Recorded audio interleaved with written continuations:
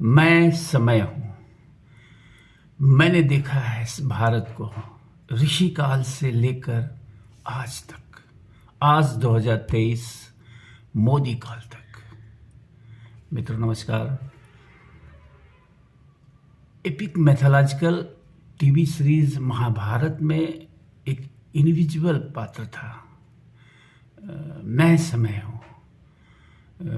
मैं कह सकता हूँ कि इस मैं समय हूँ वाले इनविजिबल अदृश्य पात्र के बिना महाभारत जैसी विशाल कथा को इस ढंग से जो है एक कुछ एपिसोड्स में समेट पाना असंभव था। ये मैं समय हूँ ही है जिसने जो है इस पूरी स्टोरी को जो है समेट दिया और संभव हो सका उस बी.आर. चोपड़ा की टीम को कि वो इतने विशाल महाभारत को कुछ 100 एपिसोड्स में जो है प्रेजेंट कर पाए। मित्रों, आज मैं भारत को कैसे बदला जा सकता है सीरीज़ के एपिसोड 2 पे चर्चा करना चाहूँगा और इसके लिए मैंने डिफरेंट नरेशन चुना है। जैसे महाभारत में मैं समय हूँ इंडिविजुअल पात्र था, वैसे मेरा पात्र मैं भारत हूँ। मैं भारत हूँ मित्रों। मैंने ऋषि काल से लेकर आज के मोदी काल तक के भारत को देखा है। मैंने देखा है कि कैसे भारत में एक वक्त था जब एक खूबसूरत संस्कृति थी और सभ्यता थी इस देश में। जब ऋषि काल था, भारत अध्यात्म विज्ञान का केंद्र था,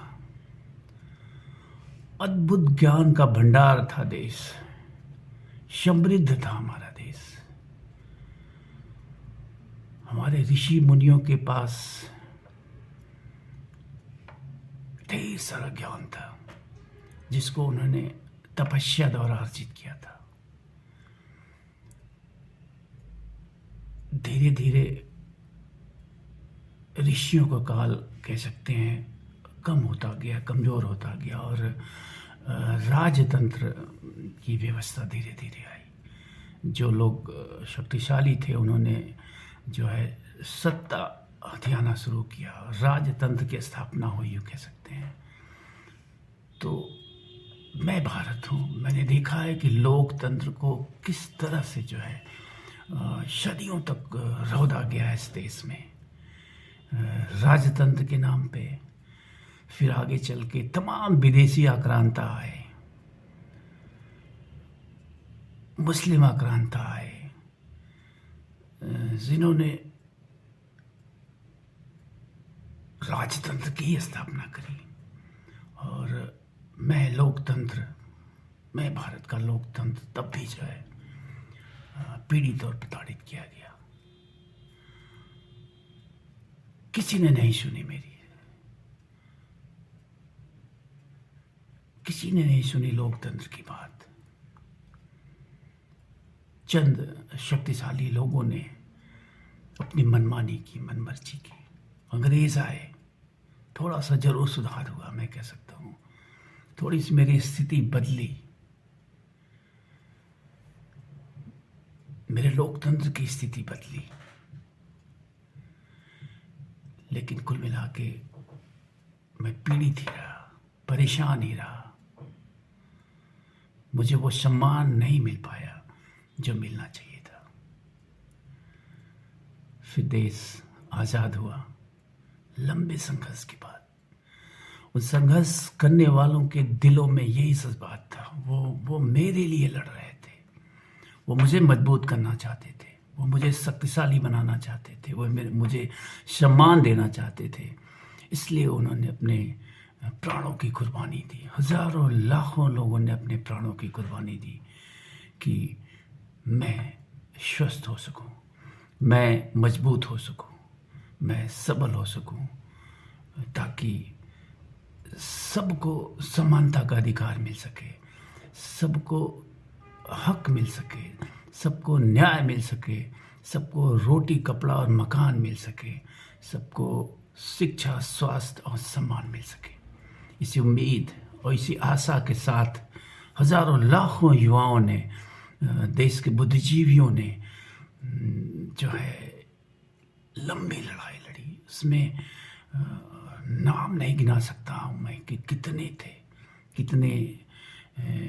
कितनों को आप जानते हैं, कितने अनजान रह गए जिनके बारे में हमें कुछ पता नहीं है। उनकी कुर्बानियों का हमें कुछ पता नहीं है। उनकी कुर्बानियाँ थी, बड़ी बड़ी कुर्बानियाँ थी। कुछ चेहरों को हम जानते हैं, पहचानते हैं। तो आज़ादी के इन दीवानों ने सिर्फ मेरे लिए ही लड़ाई लड़ी थी कि मैं मजबूत हो सकूं, और उन दीवानों की इच्छा भी पूरी हुई, उनका स्वप्न भी पूरा हुआ। 15 अगस्त 1947 को मैं आज़ाद हुआ।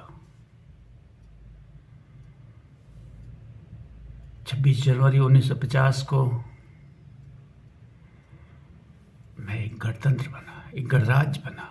बड़ी उम्मीदें थी मुझे, बहुत खुश था मैं। वो मेरे जीवन का सबसे खूबसूरत दिन था 26 जनवरी 1950, जिस देश के लोगों ने एक संविधान बनाकर मुझे गौरवान्वित किया, मुझे सम्मानित किया, मुझे सशक्त बनाया और सबल बनाया। लेकिन जो जो दिन बीतते गए, एक बार फिर से मुझे भारत के उन लोगों ने कमजोर करना शुरू कर दिया जो शायद अंग्रेजों के काल में भी वो कभी भारत हित ऐसी नहीं थे।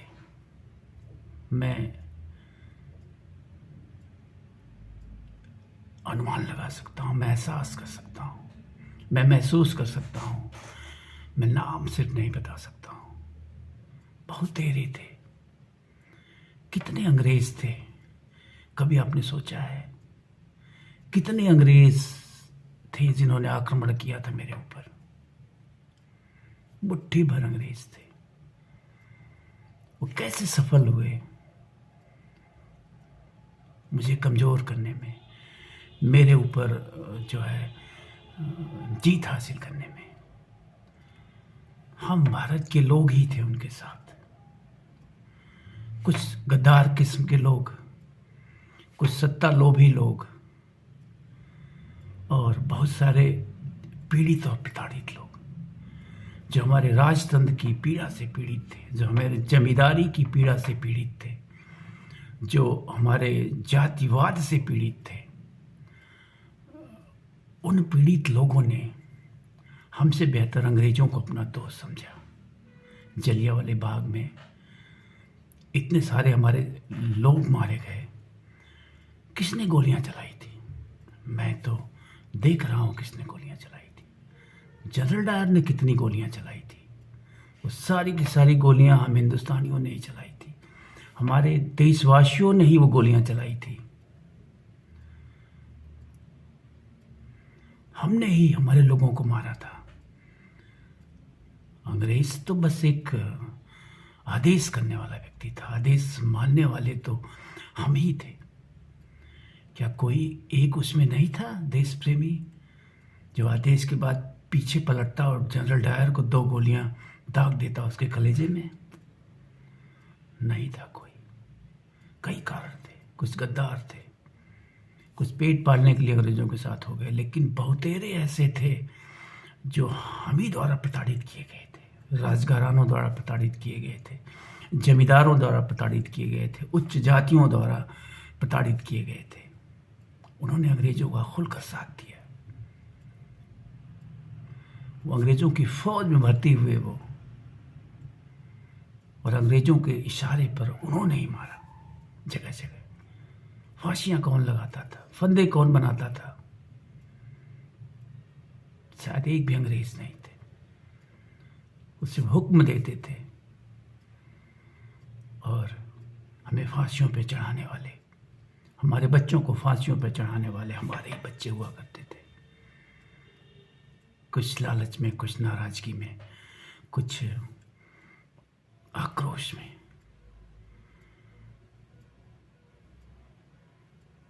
मुझे बड़ी खुशी थी 50 के बाद कि देश में लोकतंत्र यानी मैं मजबूत होऊंगा। अब सबके साथ बराबर का न्याय होगा।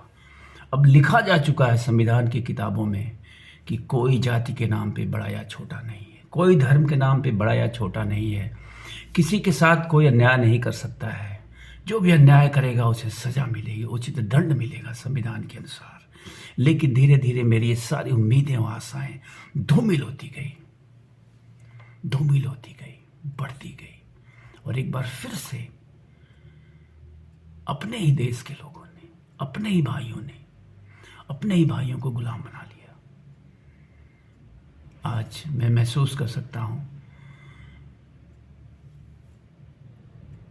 देश की राजनीति के बारे में तो नहीं बहुत कुछ कहूंगा, क्योंकि लोकतांत्रिक राजनीति तो पहली बार हमने देखी है, महसूस करी है इस देश में 1950 के बाद। लेकिन कुछ चीज़ें हैं जिन पे बात की जा सकती है। न्याय व्यवस्था को ले लीजिए, मैं देख रहा हूँ, मैं महसूस कर रहा हूँ आज की न्याय व्यवस्था अंग्रेजों की उस न्याय व्यवस्था से भी बुरी है। अंग्रेजों की वो न्याय व्यवस्था आम आदमी के लिए ईमानदार हुआ करती थी। मैं इसे महसूस कर रहा हूं। आज की न्याय व्यवस्था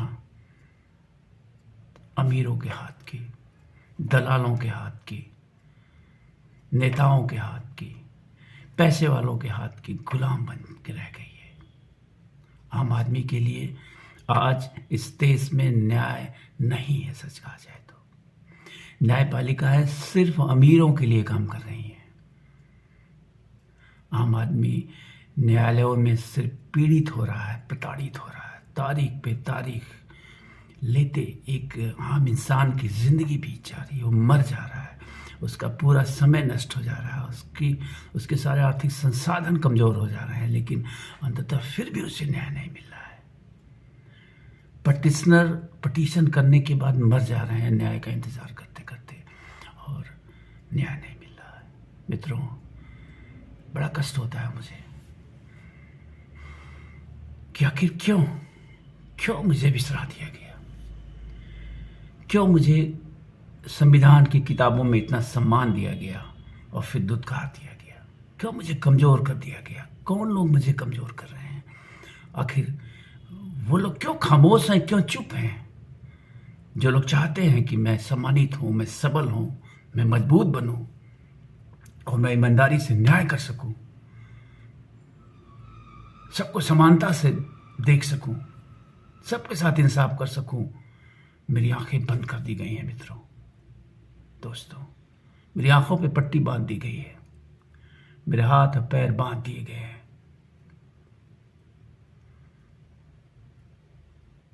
मैं बेहोश हूं। मैं भारत का लोकतंत्र हूं। मैं लोकतंत्र के नाम पे भीड़ तंत्र बन गया हूं। मेरी पहचान किसी जाति और धर्म से या व्यक्ति से या पार्टी से नहीं है। मैं एक अदृश्य शक्ति हूं, मैं एक अदृश्य ताकत हूं, और मेरी ऊर्जा का स्रोत इस देश का हर व्यक्ति है, हर वो व्यक्ति जिसके पास वोट देने का अधिकार है। अगर आप सही निर्णय करेंगे, सही व्यक्ति और पार्टी को वोट देंगे, तो विश्वास करिए कि मैं मजबूत होऊंगा। अभी समय है, अभी मैं जीवित हूं, मूर्छा में हूं, बेबस हूं, लाचार हूं, दुख में हूं, कष्ट में हूं, जो भी हूं, लेकिन जीवित हूं। अगर आप सबका व्यवहार मेरे साथ ऐसा ही रहा तो मुझे मरने में ज्यादा वक्त नहीं लगेगा। कुछ और साल या दशक मैं भारत का लोकतंत्र मर जाऊंगा। इसलिए आप सबसे अनुरोध है, आप सब भारत के वासियों से, नागरिकों से, सिटीजन से भारत का लोकतंत्र अनुरोध करता है कि मुझे सबल, सशक्त और निष्पक्ष और न्यायप्रिय बनाने के लिए आप अपनी ऊर्जा से मुझे सिंचित करें। आप मुझे अपनी ऊर्जा दें, पॉजिटिव ऊर्जा दें, ताकि मैं एक बार फिर से उठ खड़ा हूँ और आप सबके साथ न्याय कर सकूँ। भारत के उस हर व्यक्ति को रोटी, कपड़ा और मकान, शिक्षा, स्वास्थ्य और सम्मान दिलवा सकूँ। बस यही मेरी विनम्र प्रार्थना है। चिंता करिए मेरी भी थोड़ी सी। मैं भारत का लोकतंत्र हूँ। मैं जितना मजबूत रहूंगा, आप सब उतना मजबूत, सुखी और समृद्ध रहेंगे। अगर मैं कुछ लोगों का गुलाम बन जाऊंगा तो बाकी सारे लोगों को पीड़ा उठानी पड़ेगी, कष्ट उठाना पड़ेगा, भारी कष्ट उठाना पड़ेगा। तो जाग जाइए समय रहते। मुझे शक्ति दीजिए, मुझे सामर्थ्य दीजिए, जिससे मैं फिर से उठ खड़ा हूं और बदल सकूं इस बिगड़ी हुई व्यवस्था को, इस देश की, इस भारत को, इस सोने की चिड़िया को फिर से सोने की चिड़िया बना सकूं। मैं भारत का लोकतंत्र हूं। मेरे पास ही वो शक्ति है, या हो सकती है। मैं ही वो अदृश्य शक्ति हूं जो इस देश को एक बार फिर से सोने की चिड़िया बना सकता हूं। आप मुझे अपनी ऊर्जा दीजिए, अपना विश्वास दीजिए, अपनी निष्पक्ष ईमानदारी दीजिए, मुझे मजबूत करिए। और मैं आपसे वादा करता हूं कि मैं इस भारत को एक बार फिर से सोने की चिड़िया बना दूंगा। मैं भारत का लोकतंत्र आप सभी को नमस्कार करता हूं और उम्मीद करता हूं कि आप मेरी इस आवाज को अनसुना नहीं करेंगे। धन्यवाद। आप सब खुश रहिए। मैं समय हूं। मैंने देखा है इस भारत को ऋषि काल से लेकर आज तक, आज 2023 मोदी काल तक। मित्रों नमस्कार। Epic mythological TV series Mahabharat में एक इंडिविजुअल पात्र था। मैं समय हूं। मैं कह सकता हूं कि इस मैं समय हूं वाले इनविजिबल अदृश्य पात्र के बिना महाभारत जैसी विशाल कथा को इस ढंग से जो है एक कुछ एपिसोड्स में समेट पाना असंभव था। ये मैं समय हूँ ही है जिसने जो है इस पूरी स्टोरी को जो है समेट दिया और संभव हो सका उस B.R. चोपड़ा की टीम को कि वो इतने विशाल महाभारत को कुछ 100 एपिसोड्स में जो है प्रेजेंट कर पाए। मित्रों, आज मैं भारत को कैसे बदला जा सकता है सीरीज के एपिसोड 2 पे चर्चा करना चाहूँगा। और इसके लिए मैंने डिफरेंट नरेशन चुना है। जैसे महाभारत में मैं समय हूँ इंडिविजुअल पात्र था, वैसे मेरा पात्र मैं भारत हूँ। मैं भारत हूँ मित्रों। मैंने ऋषि काल से लेकर आज के मोदी काल तक के भारत को देखा है। मैंने देखा है कि कैसे भारत में एक वक्त था जब एक खूबसूरत संस्कृति थी और सभ्यता थी इस देश में। जब ऋषि काल था, भारत अध्यात्म विज्ञान का केंद्र था, अद्भुत ज्ञान का भंडार था देश, समृद्ध था हमारा देश। हमारे ऋषि मुनियों के पास ढेर सारा ज्ञान था जिसको उन्होंने तपस्या द्वारा अर्जित किया था। धीरे धीरे ऋषियों का काल कह सकते हैं कम होता गया, कमज़ोर होता गया और राजतंत्र की व्यवस्था धीरे धीरे आई। जो लोग शक्तिशाली थे उन्होंने जो है सत्ता हथियाना शुरू किया, राजतंत्र की स्थापना हुई यूँ कह सकते हैं।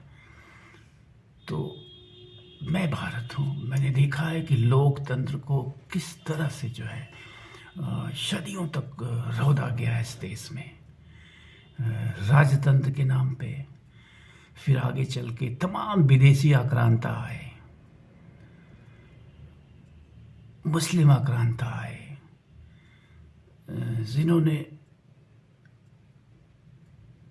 राजतंत्र की स्थापना करी।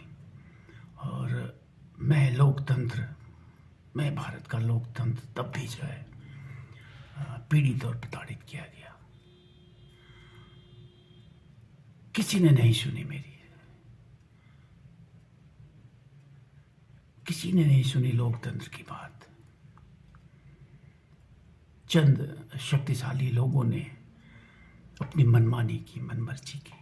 अंग्रेज आए, थोड़ा सा जरूर सुधार हुआ, मैं कह सकता हूँ। थोड़ी सी मेरी स्थिति बदली, मेरे लोकतंत्र की स्थिति बदली, लेकिन कुल मिला के मैं पीड़ित ही रहा, परेशान ही रहा। मुझे वो सम्मान नहीं मिल पाया जो मिलना चाहिए था। फिर देश आज़ाद हुआ लंबे संघर्ष के बाद। उन संघर्ष करने वालों के दिलों में यही जज्बात था। वो मेरे लिए लड़ रहे थे, वो मुझे मजबूत करना चाहते थे, वो मुझे शक्तिशाली बनाना चाहते थे, वो मुझे सम्मान देना चाहते थे। इसलिए उन्होंने अपने प्राणों की कुर्बानी दी। हजारों लाखों लोगों ने अपने प्राणों की कुर्बानी दी कि मैं स्वस्थ हो सकूं, मैं मजबूत हो सकूं, मैं सबल हो सकूं, ताकि सबको समानता का अधिकार मिल सके, सबको हक मिल सके, सबको न्याय मिल सके, सबको रोटी, कपड़ा और मकान मिल सके, सबको शिक्षा, स्वास्थ्य और सम्मान मिल सके। इसी उम्मीद और इसी आशा के साथ हजारों लाखों युवाओं ने, देश के बुद्धिजीवियों ने जो है लंबी लड़ाई लड़ी। उसमें नाम नहीं गिना सकता हूँ मैं कि कितने थे, कितनों को आप जानते हैं, कितने अनजान रह गए, जिनके बारे में हमें कुछ पता नहीं है। उनकी कुर्बानियों का हमें कुछ पता नहीं है। उनकी कुर्बानियाँ थी, बड़ी बड़ी कुर्बानियाँ थी। कुछ चेहरों को हम जानते हैं, पहचानते हैं। तो आज़ादी के इन दीवानों ने सिर्फ मेरे लिए ही लड़ाई लड़ी थी कि मैं मजबूत हो सकूं, और उन दीवानों की इच्छा भी पूरी हुई, उनका स्वप्न भी पूरा हुआ। 15 अगस्त 1947 को मैं आज़ाद हुआ। 26 जनवरी 1950 को मैं एक गणतंत्र बना, एक गणराज्य बना। बड़ी उम्मीदें थी मुझे, बहुत खुश था मैं। वो मेरे जीवन का सबसे खूबसूरत दिन था 26 जनवरी 1950, जिस देश के लोगों ने एक संविधान बनाकर मुझे गौरवान्वित किया, मुझे सम्मानित किया, मुझे सशक्त बनाया और सबल बनाया। लेकिन जो जो दिन बीतते गए, एक बार फिर से मुझे भारत के उन लोगों ने कमजोर करना शुरू कर दिया जो शायद अंग्रेजों के काल में भी वो कभी भारत हित ऐसी नहीं थे। मैं अनुमान लगा सकता हूँ, मैं एहसास कर सकता हूँ, मैं महसूस कर सकता हूँ, मैं नाम सिर्फ नहीं बता सकता हूँ। बहुत तेरे थे, कितने अंग्रेज थे, कभी आपने सोचा है? कितने अंग्रेज थे जिन्होंने आक्रमण किया था मेरे ऊपर? मुट्ठी भर अंग्रेज थे। वो कैसे सफल हुए मुझे कमजोर करने में, मेरे ऊपर जो है जीत हासिल करने में? हम भारत के लोग ही थे उनके साथ। कुछ गद्दार किस्म के लोग, कुछ सत्ता लोभी लोग, और बहुत सारे पीड़ित और प्रताड़ित लोग जो हमारे राजतंत्र की पीड़ा से पीड़ित थे, जो हमारे जमींदारी की पीड़ा से पीड़ित थे, जो हमारे जातिवाद से पीड़ित थे, उन पीड़ित लोगों ने हमसे बेहतर अंग्रेजों को अपना दोस्त समझा। जलियांवाले बाग में इतने सारे हमारे लोग मारे गए, किसने गोलियां चलाई थी? मैं तो देख रहा हूं किसने गोलियां चलाई थी। जनरल डायर ने कितनी गोलियां चलाई थी? वो सारी की सारी गोलियां हम हिंदुस्तानियों ने ही चलाई थी, हमारे देशवासियों ने ही वो गोलियां चलाई थी। हमने ही हमारे लोगों को मारा था। अंग्रेज तो बस एक आदेश करने वाला व्यक्ति था, आदेश मानने वाले तो हम ही थे। क्या कोई एक उसमें नहीं था देश प्रेमी जो आदेश के बाद पीछे पलटता और जनरल डायर को 2 गोलियां दाग देता उसके कलेजे में? नहीं था कोई। कई कारण थे, कुछ गद्दार थे, कुछ पेट पालने के लिए अंग्रेजों के साथ हो गए, लेकिन बहुतेरे ऐसे थे जो हम ही द्वारा प्रताड़ित किए गए थे, राजघरानों द्वारा प्रताड़ित किए गए थे, जमींदारों द्वारा प्रताड़ित किए गए थे, उच्च जातियों द्वारा प्रताड़ित किए गए थे। उन्होंने अंग्रेजों का खुलकर साथ दिया। वो अंग्रेजों की फौज में भर्ती हुए वो, और अंग्रेजों के इशारे पर उन्होंने ही मारा जगह जगह। फांसियां कौन लगाता था, फंदे कौन बनाता था? शायद एक भी अंग्रेज नहीं थे। उसे हुक्म देते थे और हमें फांसियों पे चढ़ाने वाले, हमारे बच्चों को फांसियों पे चढ़ाने वाले हमारे ही बच्चे हुआ करते थे। कुछ लालच में, कुछ नाराजगी में, कुछ आक्रोश में।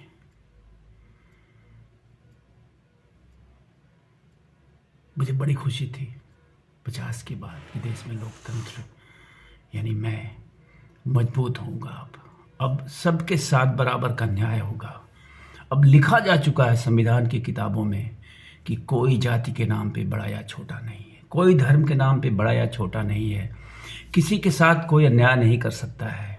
जो भी अन्याय करेगा उसे सजा मिलेगी, उचित दंड मिलेगा संविधान के अनुसार।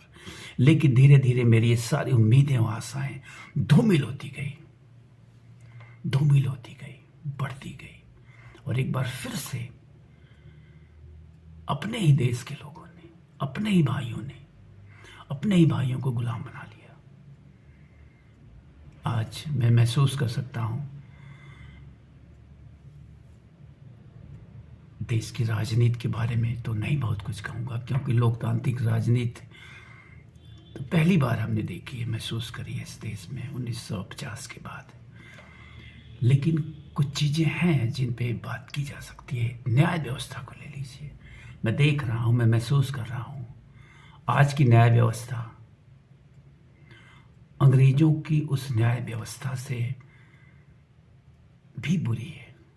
अंग्रेजों की वो न्याय व्यवस्था आम आदमी के लिए ईमानदार हुआ करती थी। मैं इसे महसूस कर रहा हूं। आज की न्याय व्यवस्था अमीरों के हाथ की, दलालों के हाथ की, नेताओं के हाथ की, पैसे वालों के हाथ की गुलाम बन के रह गई है। आम आदमी के लिए आज इस देश में न्याय नहीं है। सच कहा जाए तो न्यायपालिकाएं सिर्फ अमीरों के लिए काम कर रही हैं। आम आदमी न्यायालयों में सिर्फ पीड़ित हो रहा है, प्रताड़ित हो रहा है, तारीख पे तारीख लेते एक आम इंसान की जिंदगी बीत जा रही है, वो मर जा रहा है, उसका पूरा समय नष्ट हो जा रहा है, उसके सारे आर्थिक संसाधन कमजोर हो जा रहे हैं, लेकिन अंततः फिर भी उसे न्याय नहीं मिल रहा है। पटिशनर पटिशन करने के बाद मर जा रहे हैं न्याय का इंतजार करते करते, और न्याय नहीं मिल रहा है। मित्रों, बड़ा कष्ट होता है मुझे कि आखिर क्यों मुझे बिसरा दिया गया, क्यों मुझे संविधान की किताबों में इतना सम्मान दिया गया और फिर दुत्कार दिया गया, क्यों मुझे कमज़ोर कर दिया गया। कौन लोग मुझे कमज़ोर कर रहे हैं? आखिर वो लोग क्यों खामोश हैं, क्यों चुप हैं? जो लोग चाहते हैं कि मैं सम्मानित हूं, मैं सबल हूं, मैं मजबूत बनूं और मैं ईमानदारी से न्याय कर सकूं, सबको समानता से देख सकूं, सबके साथ इंसाफ कर सकूं, मेरी आंखें बंद कर दी गई हैं मित्रों, दोस्तों। मेरी आंखों पे पट्टी बांध दी गई है, मेरे हाथ और पैर बांध दिए गए हैं।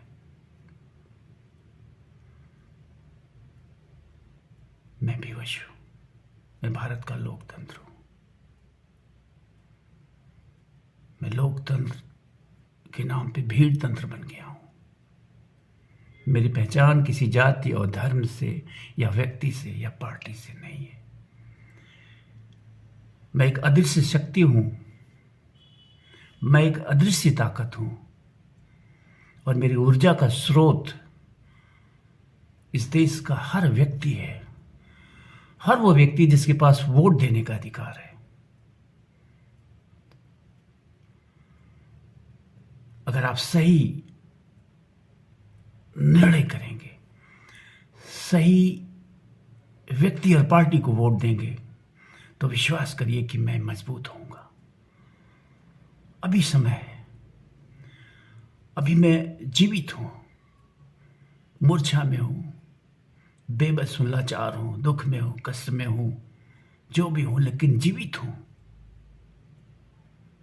अगर आप सबका व्यवहार मेरे साथ ऐसा ही रहा तो मुझे मरने में ज्यादा वक्त नहीं लगेगा। कुछ और साल या दशक मैं भारत का लोकतंत्र मर जाऊंगा। इसलिए आप सबसे अनुरोध है, आप सब भारत के वासियों से, नागरिकों से, सिटीजन्स से भारत का लोकतंत्र अनुरोध करता है कि मुझे सबल, सशक्त और निष्पक्ष और न्यायप्रिय बनाने के लिए आप अपनी ऊर्जा से मुझे सिंचित करें। आप मुझे अपनी ऊर्जा दें, पॉजिटिव ऊर्जा दें, ताकि मैं एक बार फिर से उठ खड़ा हूं और आप सबके साथ न्याय कर सकूं। भारत के उस हर व्यक्ति को रोटी, कपड़ा और मकान, शिक्षा, स्वास्थ्य और सम्मान दिलवा सकूं। बस यही मेरी विनम्र प्रार्थना है। चिंता करिए मेरी भी थोड़ी सी। मैं भारत का लोकतंत्र हूं। मैं जितना मजबूत रहूंगा, आप सब उतना मजबूत, सुखी और समृद्ध रहेंगे। अगर मैं कुछ लोगों का गुलाम बन जाऊंगा तो बाकी सारे लोगों को पीड़ा उठानी पड़ेगी, कष्ट उठाना पड़ेगा, भारी कष्ट उठाना पड़ेगा। तो जाग जाइए समय रहते। मुझे शक्ति दीजिए, मुझे सामर्थ्य दीजिए, जिससे मैं फिर से उठ खड़ा हूं और बदल सकूं इस बिगड़ी हुई व्यवस्था को, इस देश की, इस भारत को, इस सोने की चिड़िया को फिर से सोने की चिड़िया बना सकूं। मैं भारत का लोकतंत्र हूं। मेरे पास ही वो शक्ति है, या हो सकती है। मैं ही वो अदृश्य शक्ति हूं जो इस देश को एक बार फिर से सोने की चिड़िया बना सकता हूं। आप मुझे अपनी ऊर्जा दीजिए, अपना विश्वास दीजिए, अपनी निष्पक्ष ईमानदारी दीजिए, मुझे मजबूत करिए और मैं आपसे वादा करता हूं कि मैं इस भारत को एक बार फिर से सोने की चिड़िया बना दूंगा। मैं भारत का लोकतंत्र आप सभी को नमस्कार करता हूं और उम्मीद करता हूं कि आप मेरी इस आवाज़ को अनसुना नहीं करेंगे। धन्यवाद। आप सब खुश रहिए।